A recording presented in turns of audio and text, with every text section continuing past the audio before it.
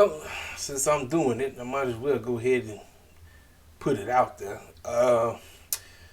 AEW Dynamite Review. I'm actually 3 days late, but it is what it is, man. Listen, y'all, 2022 has already started off on a wrong foot.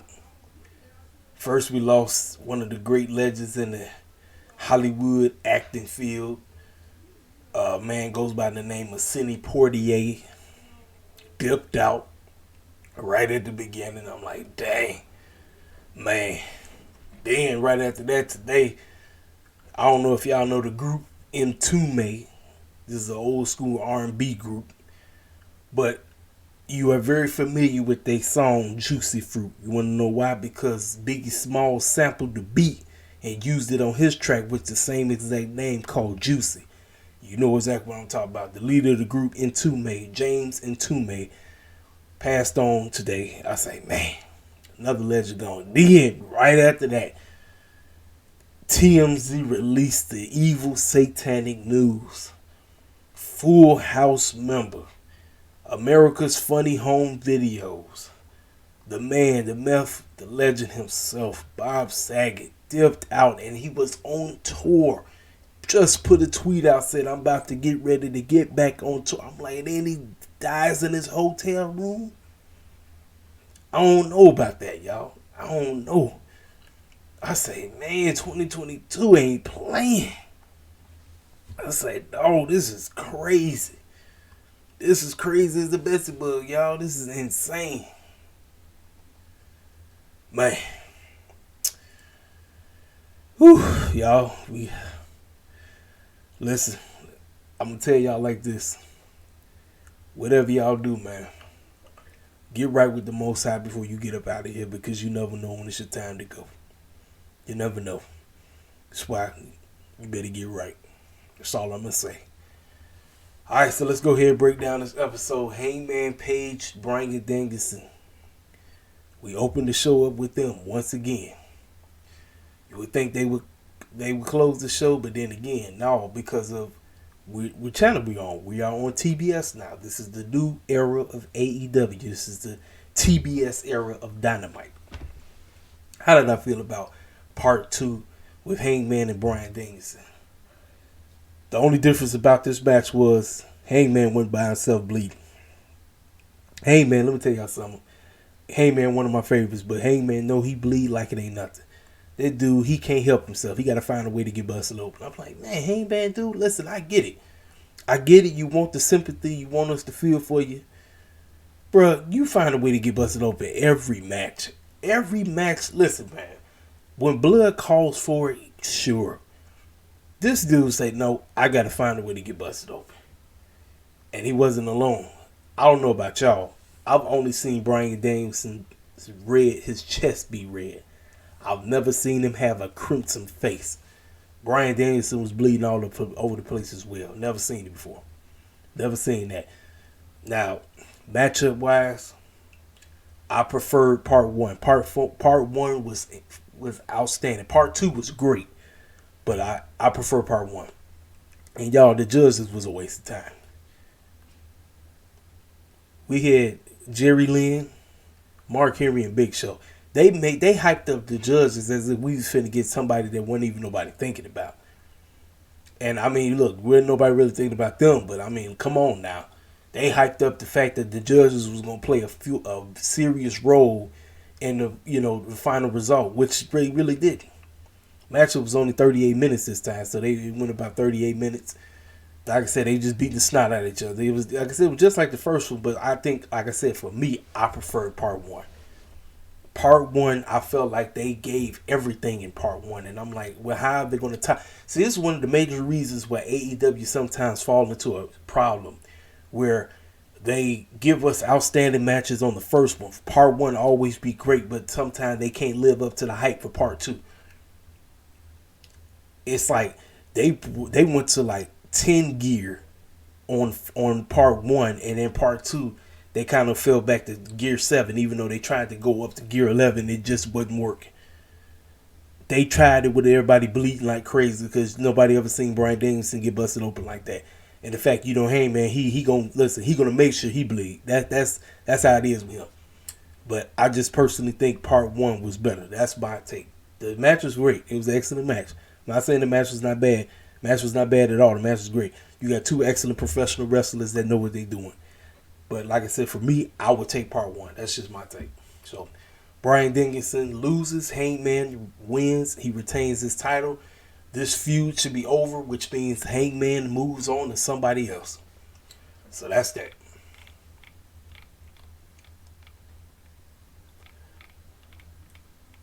So we get MJF in action, commercial.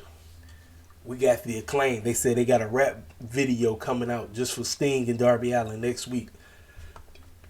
MJF takes on Captain Sean Dean. Now listen, folks. Listen. I'm going to be 1,000% with y'all. I didn't like this at all. You want to know why I didn't like it?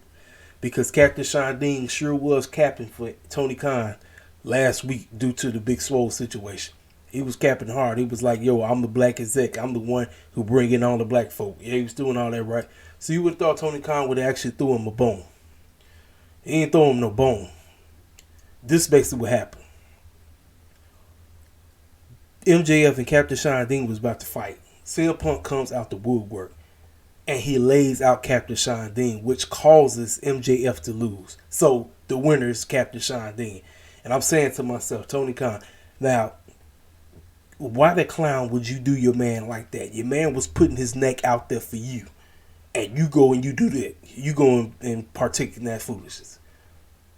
I told you, man, when we see this is the issue that Big Swole really was trying to talk about, but she really didn't say what she really meant. When I say get us right, this is not getting us right. This keeps setting us backwards. And people gonna say, well, he won the match. Yes, he won the match, but that's not how I wanted him to. I know this is stupid. You're trying to protect MJF, which is great, but the stupid part is you do know that you've made Captain Sean Dean look more just like a straight loser. And I'm like, why do we keep doing that at the stake of the cats that look like me? This is the issue that I have with AEW when it's concerning the cats that look like me. Captain Sean Dean, yes, he won, but to me that was just straight stupid. It was dumb. Now this fool on Twitter talk about I beat that man, put it on the shirt. I'm like, man, just stop it. Stop the Cap Sean. Just stop it, bro. Stop it. I was like, come on, man. So you gonna have CM Punk do a heel move just so that Captain Sean Dean can get the victory. I said, that's not setting us right, man. It's setting us back, man. I said, AEW got to come on. Come on with the come on, man. Because this is just, I'm like, come on. I saw that match. I said, you got to be kidding me. Like, dog, what is this? It was stupid. It was real dumb. So, after that, MJF and CM Punk tried their best to get the promo thing working. Both of them started to talk about how if MJF wanted to run off, he can go join the 4-day extravaganza over there, and you can main event WrestleMania all you want. Then both of them was like, well, let me guess, you really think you're the real Piper's Roddy Piper? And he's like, no, you is. I'm gonna be honest with y'all, man. I think they threw all the jabs they can throw at when they was over here in Chicago, because for me, I feel like the promo work between them kind of been falling off for both of them. And both of them are excellent promo work. But as of right now, I feel like they really ain't been doing that. Both of them are cool, though. Even MJF, you know, he can say he got all kind of stuff to be coming off the top of his throne. But CM Punk, now the jab about him saying that you can go join that 4-day extravaganza, now that was cutthroat. But the deal is, what I be saying, AEW be allowing WWE to live rent free in their head. This is what I'm talking about. This is living rent free in their head. WWE's living rent free in their head. The fact that you have to constantly keep mentioning them all the time. These fools keep babbling off on when they want to fight each other and all this stuff, but you know the name of the game. So MJF said, fine, if you want to get it, you're going to get CM Punk versus Wardlow next week. So Are we doing the same thing that we did before Jericho could get his hands on MJF? The fact that CM Punk's gonna have to go through every member of the Pinnacle before he can get his hand. I'm like, you know what? I don't really want them to recycle that same storyline. I don't. I know they trying to push this all the way down to Revolution, but we don't need to doggone do the same storyline that we did with Jericho before he can get his hands on CM Punk. I'm like, you know what? I ain't feeling that. I'm not. Now, we getting CM Punk versus Warlow. Warlow finna finally lose again. Because you know CM Punk is winning. You know that, right? So, like I said, that's that, man. So, next, we got Jericho out there. Jericho comes out, starts talking about Booker T and back in the day from WCW.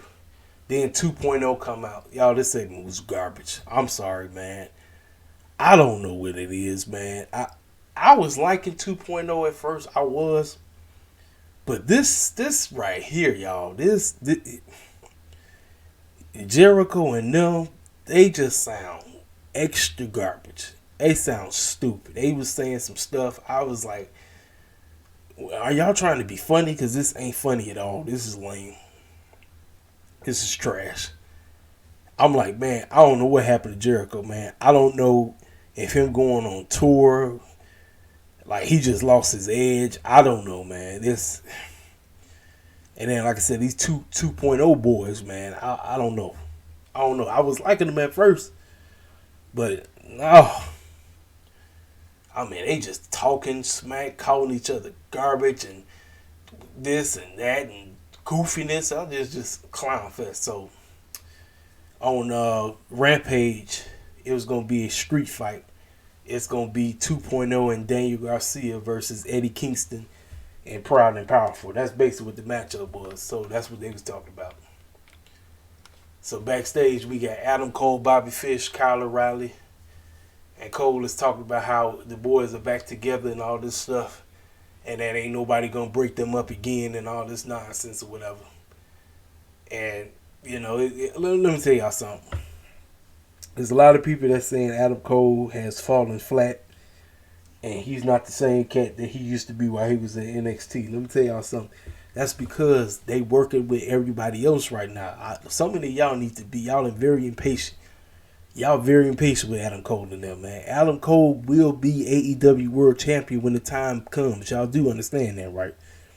Y'all just gonna have to be patient. That is the problem with y'all. Y'all don't like to be patient with the stuff that they do. And like I said, if the stuff is garbage, I'll tell you it's garbage. But the situation with them right now is postponed because both Matt Jackson and Brandon Cutler, both of them, Brandon Cutler, both of them came down with COVID, so they kind of had to hold off the storyline for right now. So that's why Nick and them went on the show. This is why they had them do their little segment. It's like their little reunion. Undisputed Era is back together, minus Roderick Strong. You know, decent little segment, you know, cool. So now we got Warlow in the ring. Warlow versus Antonio Zambrono. Y'all already knew what was going to happen. Listen, Warlow is on another level right now. Now, I know some of y'all saying Warlow is bland and all that. What y'all expect? The man is a big man that's trying to play cool with the guy who's paying him. You know he don't want to be in the Pinnacle no more. Y'all understand that, right? They had to play this off slowly and steady. I believe the time when he's going to turn is when that man becomes AEW World Champion. Not right now. They had to keep playing this thing out. They had to. He don't even like Sean Spears no more because you see every time when they be out there and Sean constantly keeps getting in the raid with the doggone chair and everything. He don't want to be out there. He don't want to be. He wants to wrestle for himself. He's tired of them getting involved in all that mess.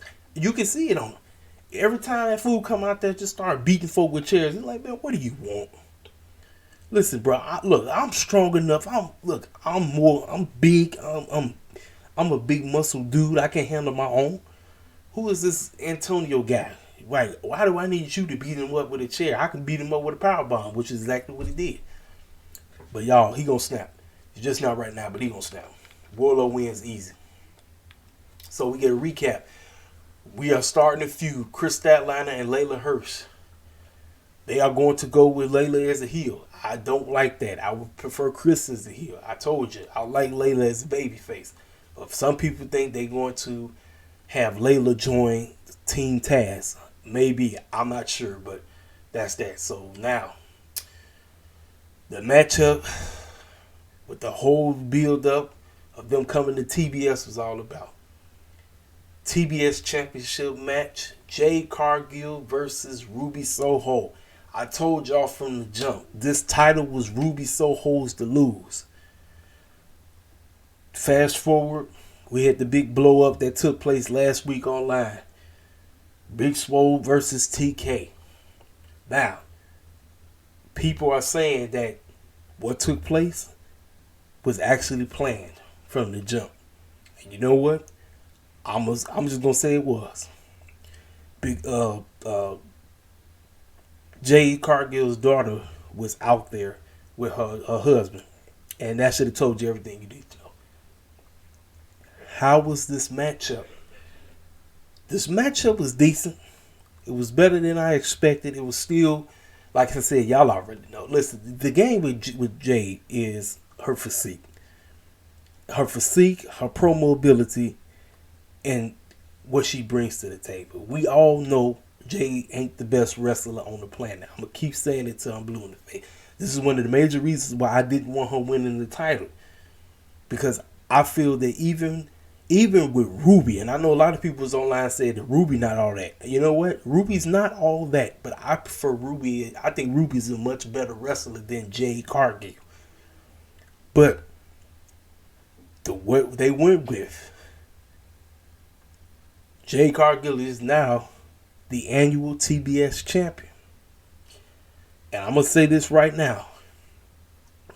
Jade Cargill now must learn on the job. She ain't getting no more passes, folks. My girl got to learn on the job. For fools that say AEW does not have black champions, well, there you have it. There you have it, folks. Now, does it feel like tokenism? Yes, it does. It feels like tokenism because of what transpired between Tony Khan and Big Swole. And apparently Big Swole said that TK still ain't reached out and apologized. So, but Jade Cargill gonna have to learn on the job. And she gotta learn quick. She gotta learn quick because y'all already know the name. Y'all know how the game works. Everybody is online saying that Tony Khan pandering because she won the title. I'm gonna say this, since the fact that this was planned since day one, my girl Jade, time to get better. It is time. My girl, you got to learn on the job. You got to learn quick. Ain't no more giving passes no more. We got to learn on the job. I told y'all, I see Jade as an AEW Women's Champion, not no TBS Champion. But the fact that they gave her the title, Jade Cargill got to learn on the job, folks. My girl's got to learn on the job. It's not even a question. It's not even a question no more. It's not. It's not a question. Jade Cargill wins. That's that. So we get the annual Sit Down Talking Video promo with JR and none other than who I think is one of the best female wrestlers in AEW. Serena Deeb. You know you made it when you get the sit down interview with the legend himself. You know it. When you get to sit down with JR, you know it's serious business. You ain't look, JR just don't let anybody sit down with him. JR does not. You got to go back to even when he was in WWE, how everybody who sat down with that man, you knew it was a big match feel. That whoever sat down. He asked her, you feel that she'd cheated you, and you feel that because she cheated you, you should be sitting here as the TBS champion. Why is that? Why do you feel that way, Serena? Serena said, JR, you already know the game. First of all, none of those girls in the backs can lace up my boots. I'm the best wrestler in the women's division. Is she lying? That's all I'm going to say. Is she lying? Serena Deeb, one of the best in the game. I did not think this girl was all that, man. Listen, and I wasn't paying attention that she was the same girl who was part of the Straight Edge group with CM Punk and Luke Gallows goofy behind. This girl, I'm telling y'all, she the female Bret Hart, man. Look, she said what she said. She said, look, I'm coming for Cheetah. I'm coming for her next week. I'm going to beat the brakes off of her. This ain't, this, I'm going to end it. I'm going to end it on my terms. That girl tell you all that stuff that she cheated, all that mess. Look, I'm going to see her tail next week on Dynamite. I'm going to beat the brakes off her. It's my girl, man. I love heel Serena. So look, I didn't know I was there. I did not think I was going to like heel Serena. I did not think I was going to like heel Serena at all. No. heel Serena is great. This is why you could have, in a way, you could have had heel Serena be the first annual TBS champion. Because, think about it. She carries herself as this dominant wrestler who nobody is on her level. That's the one I would have went with. That's who I would have did if it was me. The fact they going with Jade, okay then. Hey, it was great, man. This was great. She said what she said. She said it's 17 years of anger, and she gonna show it out on Sheeta. Look, man, Serena's the one. Serena Deeb is that one. She's the girl. She's on fire, man. I love it. I love it. Next, we get Malachi Black versus Brian Pillman Jr. Julia Hart is out there with an eye patch on, still selling the black mist, or whatever that stuff is. Y'all, let me tell y'all something. As we knew, you thought Brian Pillman Jr. was going to try something. He couldn't. He couldn't hang. Black let him hang for a hot second. Took him out. Laid that fool out. 1, 2, 3. So now what? Where do we go now? Where do we go from here? Malachi Black wins. Easy. You know, what do we do? What do we do? So, Tony Schiavone is talking with Ruby Soho, and she talked about how, you know, she came up short, but that's not going to be the lasting memory of that people see of her and everything. And as usual, I told you, can't nobody cut no promo in the back. Can't nobody, because everybody gonna get interrupted. Britt Baker comes out the woodwork and said you couldn't get the job done and all this stuff. Soho says Baker can't win a match against Riho without the other two clowns in the way. She ain't lying. Every time those girls get away, they always screwing over whoever Britt Baker's wrestling. And she said Rio's gonna beat you again. So that turned into a 2-on-2 for Rampage. Ruby Soho, Rio versus Britt Baker and Jamie Hayter. Now we got this matchup. QT Marshall and Era Solo was talking about how Hook basically disrespect them. Yes, Hook was in his class. He claims that he's the reason why Hook can wrestle. But while he was in his class, he always was late and he always disrespected them. But you're not going to be able to disrespect his boy Aaron Solo on Rampage, because that's the matchup that was set up. So that's that. So now we get to the main event, which is the AEW Tag Team Championship match. Ladies and gentlemen, what took place in this match, an audible was called. I'm telling you right now. Ain't nowhere in the world Jurassic Express and them should be sitting here today as your new AEW Tag Team Champions. It shouldn't have happened. But what took place, they had to. They had no choice. Was this tag team match great? This is Spot Fest. This was your heavy Spot Fest. This is all they know. This Spot Fest infested. The spot that screwed up everything. Alex Abraham Hontes, this fool went and got a tape. I'm like, bro, I don't understand, man. Look, this is a regular tag team match. You don't need to be bringing no tables out there. I could see if this was a tornado tag team match where it's a no DQ tag team match. Yeah, it's fine. This was a regular match. So why the clown are we bringing a table out there? That fool got the table right. And Luchasaurus grabbed Rey Fenix, choke slammed him through the table, and the way how Phoenix came down, he came down as if it looked like he broke his arm. I said, they done. I saw that. I said, oh, they finished. So, Jungle Boy ended up doing the move on Pentagon Jr. and they ended up getting the victory. And now they're sitting here as your new AEW Tag Team Champions. Now, let me tell you something. They've been well deserving of these titles. It's been a long time coming. But I'm telling you right now, they weren't next in line. Next in line was supposed to be Proud and Powerful. Oh, and during this match, everybody that's part of the tag team division was out there. You had everybody. It was like everybody was out there. Everybody was watching. I said, look, they telling you what's about to pop off. Jungle Boy, Luchasaurus, and Christian were celebrating like crazy because now they are the new AEW Tag Team Champions. I'm gonna be honest with you, the Lucha Bros really ain't do nothing with them tag team titles. They had a couple of decent matches that was great. The build up to them winning the titles off of Young Buck was outstanding. It was excellent, but for me, I'm gonna be 1,000% with y'all. They title run was very underwhelming. And I like the Lucha Bros. The Lucha Bros are outstanding. They're one of the best tag teams on the planet. But I personally feel that they tag team run was very underwhelming. Very.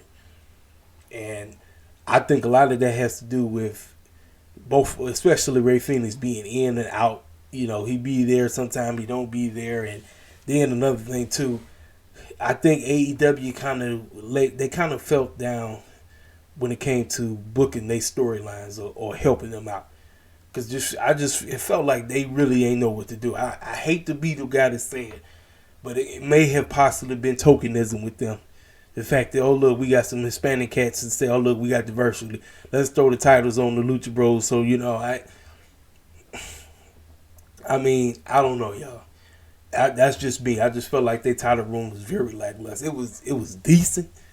But I mean, they really didn't do anything. And then, like I said, my man getting injured, that's what messed up everything. So TK had no choice but to call an audible. Lucha Bros lost. Jurassic Express are your new tag team titles, which now this pushes back the heel turn for Christian. Christian can't turn heel now. He can't. He has to act like everything is all good between him, Luchasaurus, and Jungle Boy. Oh, and Marco Stunt, his contract won't be renewed, so that's why everybody been wondering where he's been at. He ain't coming back, and I'll be honest with y'all, he really didn't bring nothing to the table. All he was just a mascot for Jurassic Express. That's all he was. So, but the fact that Tony Khan brought him on so that he can get exposure, that's kudos to Tony Khan for that, you know. But you know it is what it is. So, that's Dynamite for y'all. That's Dynamite. Like I said, everybody was out there. Everybody came out here, so everybody gunning for them now. So, Jurassic Express, the target is on their back now. Now, who in the world would I book to be the guys to dethrone them? It's only one tag team. It's the Acclaim. The Acclaim are next in line. It's time for the Acclaim to start getting prominent wins. It is time. I'm tired of seeing my boys just come on the show just to job out to everybody. This is now where you build the Acclaim to be the ones to dethrone them. Now, when did you have them lose those titles? They just got them. They going through Revolution. They going through, well, you know what? Yeah, you know what? This is what I'm going to do. I'm going to have them go through Revolution, but I think at Double or Nothing, that's where you pull the plug on the Acclaim. The Acclaim win the AEW Tag Team titles against Jurassic Express at Double or Nothing. That's what I do it. I think they'll have, so let's see, they just got the titles. So January, February, March, April, May. So what's that? That's a 4-month reign. That's a solid 4-month reign. They can go through everybody. And then, like I said, the Acclaim, they start letting them get prominent wins because that's the name of the game. These dudes are over like a mug. They got themselves over with the cheesy rap gimmick and all that. With the Acclaim have arrived, and listen, that you know that's Max Caster all day and Anthony Bowens with the Acclaim have arrived. These cats are over. They over like a mug, and they just so happen to be black. They over like a mug. It's time. It's time to start pushing them. I know they got the storyline going on with Sting and Darby Allin, which you know at the end they're not going to win. They're going to lose again. We already know that. But here is the time. This is the time to start booking them and giving them prominent wins. So when the time comes for them to win those AEW Tag Team titles, we pull the trigger. That's that. So that's my honest review about Dynamite. Like I said, the show was a solid show. I still feel like we was on TNT. I know they made the move to TBS, but we got to step it up, folks. We got to step it up. And like I said, the injury didn't help. My girl Jade, she got to learn on the job now. Because I think a lot of things with Jade, I think it's timing. Timing issues are what messes Jade up. She has to time when somebody hits her, when somebody does something, she has to time it at the exact right time. Because sometimes she be going too slow or she be going a little bit too fast and be missing the cue on whatever is the cue. This is why chemistry matters when it comes to wrestling. If you want to have an outstanding match with somebody, you got to have the chemistry. You have to. And it's one of the issues that my girl Jay has. My girl must get the chemistry issue down. She got to. She got to learn on the job. I'm telling you right now, this is constructive criticism because I'm one of the biggest Jade Cargill fans on the planet. And I'm not going to disrespect Jade just to disrespect her. I'm going to talk about what she needs to improve on. Because that's the name of the game. We want our wrestlers to be great. We want our wrestlers to do phenomenal things. My girl Jade got everything. It's just the wrestling stuff that she needs to get. Get the timing. Get the timing down, and I'm telling you, she on her way. And when she get it, get out the way. That's all I'm going to say. So this is my review for AEW Dynamite. I'm coming right back. I'm going to go ahead and give you my Rampage review. And I'm going to talk about Battle of the Belts. I'm going to go a little bit detailed on Battle of the Belts. So this will be a Rampage / Battle of the Belts review. It's your boy Caseyville, King Self for life. I'll see y'all in a minute.